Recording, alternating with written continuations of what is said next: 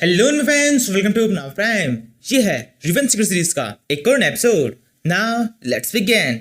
Episode schedule देखते हैं। Sword इस ड्रैगन को बहुत बुरी तरह से पीटती है। वो ट्राई कर रही है कि किसी तरीके से इस ड्रैगन को मिंग की टीम के अंदर शामिल कर सके, लेकिन ड्रैगन इस चीज के लिए साफ मना कर देता है क्योंकि ये चीज उसकी शान के खिलाफ है और यही बात मिंग को बिल्कुल पसंद नहीं आती। वो इसे आखिरी मौका देता है, लेकिन इसे भी वो ड्रैगन रिजेक्ट कर देता है। इसी वजह से मिंग के पास में और कोई दूसरा ऑप्शन नहीं बचता। वो उस ड्रैगन को अपने हाथ से पकड़कर जोर से दबाने लगता है और उसे कल्टिशन एनर्जी को अपनी बॉडी के अंदर अब्सॉर्ब कर लेता है, जिससे मिंग की कल्टिशन पावर काफी ज्यादा बढ़ जाती है और मिंग काफी ज्यादा खुश हो जाता है। तो ये बिबिंग मिंग से कहती है, मास्टर आपको अभी बैठकर अपना सोल कल्टिशन भी करना चाहिए क्योंकि इस ड्रैगन की पावर से आपकी मार्शल सोल के अंदर काफी ज्यादा पावर आ जाएगी। मिंग इस चीज के लिए मान जाता है। वो वहीं पे बैठकर अपनी सोलो कल्टिशन शुरू कर देता है।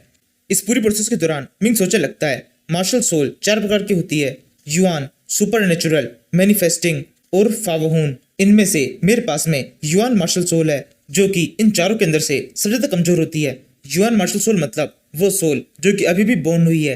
इसके अंदर किसी भी तरीके की सुपर नेचुरल पावर नहीं है। इस पावर को यूज करने के लिए इस तरह की सोल को ताकतवर बनाना पड़ता है। एक सोल के अंदर जिस तरह की पावर डली जाती है वो उसी टाइप की सोल बन जाती है। जैसे अभी अगर मैं अपने युआन सोल के अंदर किसी तरीके से सुपर नेचुरल पावर्स को डाल देता हूँ तो ये सुपर नेचुरल मार्शल सोल बन जाएगी। जब ऐसा हो जाएगा तब मेरे पास में काफी सारी नई स्किल्स होगी जिनका मैं यूज कर सकता हूँ। सुपर नेचुरल मार्शल सोल आने के बाद में मैं अपनी सोल को एज ए फिजिकल बॉडी भी यूज कर पाऊंगा। मेरी सोल किसी भी जगह मेरी जगह पर किसी फाइट के अंदर हिस्सा ले पाएगी। मेरे पास में एक पर्सनल बॉडीगार्ड होगा। इसके बाद में दूसरे नंबर पर आती है होली मार्शल स्पिरिट। अगर मेरी मार्शल सोल किस तरीके से होली मार्शल स्पिरिट के अंदर कन्वर्ट हो जाती है तो मैं इसकी मदद से कई सारी होली स्पिरिट्स को समन कर पाऊंगा। इन स्पिरिट्स के अंदर काफी ज्यादा पावर होगी और ये अपने नेचर से भी नई नई तरह की पावर्स को सीखती रहेगी। फिर जैसे जैसे टाइम बीतता जाएगा मैं जितनी मार्शल सोल को समन करूंगा उन सभी की पावर बढ़ जाएगी। वो एक तरह से मार्शल सोल नहीं होगी, केवल एक सोल स्पिरिट होगी जो कि बनी होगी केवल एक एयर से। उनकी पावर का एक लिमिटेशन होगा, लेकिन लिमिटेशन भी काफी ज्यादा ही रहेगा। अब क्योंकि ये holy martial soul soul spirit को मैन्युफैक्चर कर सकती है, इसलिए इसका दूसरा नाम मैनिफेस्टिंग मार्शल सोल है। इस सब के बाद में तीसरे नंबर पर आती है फावहून मार्शल सोल जो कि पिछले 2 से भी बहुत ज्यादा ताकतवर है। इस मार्शल सोल को गोल्डन मार्शल सोल भी कह सकते हैं। इस सोल की पावर इतनी ज्यादा होती है कि नेचर की पावर को भी तोड़ सकती है। इसकी मदद से नेचर के नियम को भी बदला जा सकता है। मिंग ये सोचते हुए अपना कल्टिवेशन कर रहा होता है। इसी टाइम पर बिपिंग और स्वॉर्ड मिंग की सोल को देखकर आपस में कुछ बातें करने लगते हैं। बिपिंग कहती है, मास्टर की सोल इस टाइम पर सबसे लो लेवल पर है। ये एक युआन मार्शल सोल है जो कि सबसे ज्यादा कमजोर होती है। मास्टर को किसी भी तरीके से इसको ताकतवर तो बनाना नहीं होगा ताकि वो सही तरीके से इसे फाइट्स के अंदर यूज कर सके।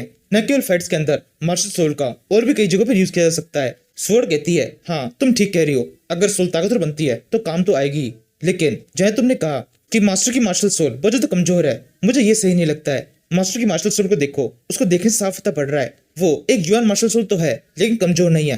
मुझे ऐसा लगता है वो युआन मार्शल सोल्स के अंदर से सबसे ताकतवर सोल है। कोई भी नॉर्मल युआन मार्शल सोल इतनी ताकतवर नहीं होती जितनी की हमारे मास्टर की सोल है। और मुझे ऐसा लगता है मास्टर ने जिस ड्रैगन की पावर को ऑब्जर्व किया है उसकी मदद से उनकी सोल कम से कम सुपर नेचुरल मार्शल सोल तो बनी जाएगी। इसके बाद में मिंग का कल्टिवेशन होते हुए 3 दिन बीत जाते हैं। 3 दिन तक किए गए इस लगातार कल्टिवेशन के बाद में मिंग अपनी आंख खोलता है। उसे की बहुत जोर से चमकने लगती है। मिंग के इस कल्टिवेशन का असर दिखाई दे रहा है। मिंग की सोल काफी तेजी से ब्रेक थ्रू कर पा रही है। मिंग की कल्टिवेशन के कारण उस सोल के अंदर अचानक से कुछ इम्पैक्ट आने लगता है। सोल जोर से चिल्लाना शुरू कर देती है। इसके बाद में सब कुछ शांत होता है। मिंग वापस से उठ जाता है। खड़ा होता हुआ वो खुश होते हुए कहने लगता है, ये सारी मेहनत बिल्कुल बेकार नहीं गई। मैंने केवल 3 दिन के टाइम पीरियड के अंदर ही अपनी सोल का ब्रेक थ्रू कर लिया और इसे सेकंड लेवल पे ले गया। मैं न केवल सोल कल्टिवेशन के सेकंड लेवल पे पहुंचा हूं, बल्कि मैंने उस सेकंड लेवल को अच्छी तरह स्टेबल भी कर लिया है क्योंकि मैंने इस पूरे कल्टिवेशन के अंदर ड्रैगन की पावर को यूज किया था। इसी वजह से इस ब्रेक थ्रू के बाद में मेरी सोल के अंदर ड्रैगन क्लेन की सुपर नेचुरल पावर आई है।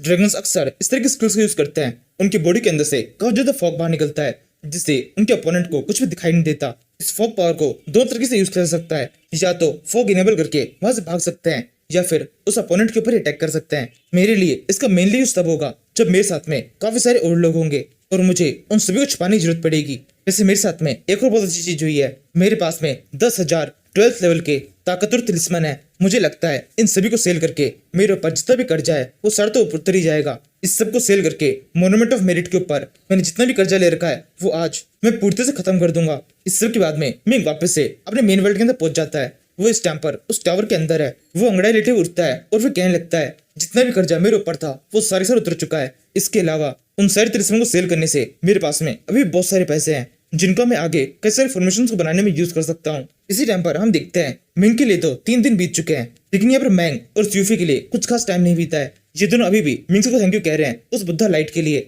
मिंग सोचने लगता है सब कुछ बिल्कुल ठीक चल रहा है, अब टाइम हो चुका है मैं इस टावर से बाहर निकलूं। मुझे यकीन है बाहर एक बड़ा पंगा होने वाला है।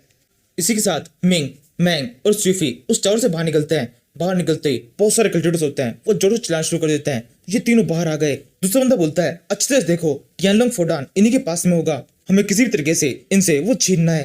बाकी कुछ कल्टिवेटर्स चिल्लाते हैं अगर तुम किसी तरीके से उस टियानलोंग फोडान को हमारे हवाले कर देते हो तो हम तुम तीनों जिंदा छोड़ देंगे, तुम तीनों सेफली यहाँ जा सकते हो, बस उस टियानलोंग फोडान को हमारे हवाले कर दो। मिंग कहता है शायद से आप सभी लोगों को कोई गलतफहमी हो गई है, मेरी बात को अच्छी तरह समझिए। इसके अंदर जो टियानलोंग फोडान था उसको ऐसे यूज नहीं कर सकते थे, उसे यूज करने के लिए किसी बुद्धिस्ट या फिर टोइस्ट की जरूरत थी। हम तीनों में से कोई भी वो नहीं है, इसी वजह से हम तीनों में से कोई भी उसे बाहर नहीं ला पाया और ना ही किसी भी तरीके से उसका यूज कर पाया। अगर आप लोगों को उसका यूज करना है तो आप सभी अंदर जा सकते हैं।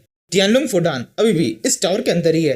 कल्टिवेटर्स कहते हैं ये बिल्कुल भी ठीक नहीं है, तुमने हमसे इतने सारे तिलिस्मन ले लिए, तुम जानते हो उस तिलिस्मन के लिए हमें कितना कुछ करना पड़ा था। इतने सारे तिलिस्मन देने के बाद भी तुमने हमें धोखा दे दिया, खुद अकेले ही अंदर चले गए, हमें तो उस फोडान को देखने का मौका तक नहीं मिला। इसलिए हम चाहते हैं तुम वापस से ये बैरियर जो कि यहाँ बना हुआ है इसे खोलो और हम सभी को इस टावर के अंदर लेके जाओ, हम सब भी एक बार कोशिश करके देखना चाहते हैं। मिंग कहता है तुम सभी को क्या लगता है मैंने तुमसे तिलिस्मन ऐसे ले लिए थे, जितने तिलिस्मन तुमने मुझे दिए थे वो सारे तो मैं यूज कर चुका हूँ, उस तिलिस्मन की पावर यूज करके ही तो मैंने इस फॉर्मेशन को तोड़ा था। अब अगर तुम चाहते हो मैं वापस से इस तिलिस्मन को खोल सकूं तो तुम्हें दोबारा से मेरे पास में 10,000 12th लेवल के तिलिस्मन लाके देने होंगे।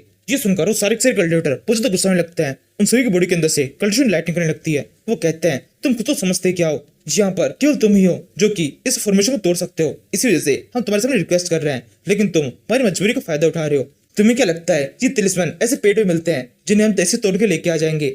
अब हमें अच्छी तरह समझ में आ रहा है तुमने यहाँ पर हमें बेवकूफ बनाया है, अब हम दोबारा से तुम्हारे इस घटिया चाल के अंदर नहीं फंसेंगे। तुम्हारे लिए अच्छा होगा तुम जल्दी से इस टावर के आसपास में जो फॉर्मेशन है इसे तोड़ दो, वरना तुम मारे जाओगे। ये देखकर मैंग सोचने लगता है जो सोचा था वो होने वाला है, ये सारे कल्टिवेटर मिलकर अगर हम पर अटैक करेंगे तो ये फाइट थोड़ी मुश्किल हो सकती है। मिंग चाहे तो इन सभी को संभाल सकता है, लेकिन फिर भी मैंग इतना सोच रहा होता है तभी बिन बुलाए मदद इस जगह पहुंच जाती है। इस पूरे वर्ल्ड के अंदर कई जगहों पर अजीब अजीब तरह की लाइट जलने लगती है जो कि जमीन से सीधा आसमान तक जा रही है। इन लाइट पिलर्स को देखकर इन सारे कल्टिवेटर को समझ में आ जाता है कि मैजिकल सीड बोर्न हो चुकी है। अब जो चीज मिंग चुरा चुका है उसके ऊपर टाइम वेस्ट करने से अच्छा होगा नई चीजें जो कि बोर्न हो रही है उनको लेने पे ध्यान दिया जाए। इसी से सोचने के बाद में ये कल्टिवेटर्स मिंग से कहने लगते हैं तुम्हारा अच्छा टाइम चल रहा है कि सही टाइम पर ये मैजिकल सीड बोर्न हो गई, वरना अगर कुछ मिनट और लेट हो जाती तो तुम तीनों मर जाते। तुम्हारे लिए अच्छा होगा तुम तीनों में से कोई भी अब दोबारा से हमारे रास्ते में ना आए, वरना अगली बार हमारा गुस्सा बहुत ज्यादा होगा, हम तुम्हें छोड़ेंगे नहीं। यही कहने के बाद में ये सारे बंदे इन मैजिकल सीड्स की तरफ चले जाते हैं। इसी के साथ ही इन सभी कल्टिवेटर्स का लालच शुरू हो जाता है। असल में यहाँ पर इतनी ज्यादा मैजिकल सीड्स है कि हर एक कल्टिवेटर को अगर एक एक भी मिल जाए तो सबके पास में सीड आ जाएगी, लेकिन यहाँ मौजूद हर एक कल्टिवेटर सोच रहा है कि यहाँ पर जितनी भी सीड्स है वो सारी सारी उसी को मिल जाए, बाकी सब ऐसे ही रह जाए। इसी वजह से जैसा सीन उस टावर के अंदर हुआ था वैसा यहाँ भी हो जाता है। कुछ कल्टिवेटर्स घात लगा के बैठ जाते हैं, जो कोई भी कल्टिवेटर इस मैजिकल सीड के पास में जाता है दूसरा कल्टिवेटर उस पर अटैक करके उसे मार देता है। इसके अलावा बाकी कल्टिवेटर्स खुल्लम खुल्ला ही एक दूसरे से लड़ना शुरू कर देते हैं। इन सभी ने सोच लिया है पहले पूरे ग्राउंड को खाली करो और फिर जो आखिरी में बचेगा वो सब ले जाएगा। इसके साथ ही यहाँ मौजूद सभी कल्टिवेटर्स अपने अपने सेट के हिसाब से दूसरे कल्टिवेटर के साथ फाइट करना शुरू कर देते हैं। वो सब के सब एक दूसरे के ऊपर खतरनाक तरीके से अटैक करते हैं। मिंग, स्यूफी और मैंग काफी दूर से इस फाइट को देख रहे होते हैं, ये तीनों ही इस फाइट में शामिल नहीं होते। स्यूफी मैंग से कहने लगती है तुम इस लाइट को देख रहे हो, इस लाइट के बीच में सुपर नेचुरल सीड है जिसके बनने में कई हजार साल लगते हैं, अगर इनमें से कोई एक भी तुम्हें मिल जाती है तो तुम इतने ज्यादा पावरफुल हो जाओगे कि फ्यूचर तक को बदल सकते हो। हम में से किसी भी कल्टिवेटर के लिए मेन गॉड बनने के लिए उसके पास में ये सीड होना बहुत ज्यादा जरूरी है। मिंग सोचने लगता है सुपर नेचुरल पावर मेरे पास में अभी सुपर नेचुरल मार्शल सोल है, अगर किसी तरीके से मैं इस सीड को हासिल करके इसके साथ में कल्टिवेशन करता हूँ तो मेरी सोल की पावर काफी ज्यादा बढ़ जाएगी, ये तो मेरे लिए काफी ज्यादा शानदार रहेगा। तभी सिर्फ आगे बोलती है हर बार की तरह यहाँ पर भी एक फॉर्मेशन बना हुआ है, इन सीड्स को हासिल करने के लिए पिछली बार की तरह ही सभी कल्टिवेटर्स को साथ में काम करना होगा और किसी तरीके से इस फॉर्मेशन को तोड़ना होगा, लेकिन इस बार ये होना काफी ज्यादा मुश्किल सा लग रहा है। ये सबकी सब आपस में लड़ पड़ेंगे, इन्हें शांत करना काफी ज्यादा मुश्किल होगा, और अगर किसी तरीके से इन्हें शांत करके इस फॉर्मेशन को तोड़ भी दिया तो फॉर्मेशन टूटते ही ये वापस से लड़ना शुरू कर देंगे, क्योंकि ज्यादा से ज्यादा सीड्स का लालच तो इनमें से हर एक के अंदर है। मिंग कहता है ये लालच तो मेरे अंदर भी है, मुझे भी ये सीड्स तो चाहिए ही, तो किसी तरीके से ये फॉर्मेशन तोड़ना होगा। मुझे ऐसा लगता है ये फॉर्मेशन काफी ताकतवर है, लेकिन इसे केवल ताकत से नहीं तोड़ सकते, पिछले फॉर्मेशन की तरह इसे तोड़ने के लिए भी थोड़ा दिमाग लगाना पड़ेगा। मेरे जैसा एक फॉर्मेशन जीनियस इस तरीके की फॉर्मेशन को तोड़ सकता है। मिंग के इतना कहने के साथ ही इस सीरीज का ये एपिसोड खत्म होता है। Thank you for watching.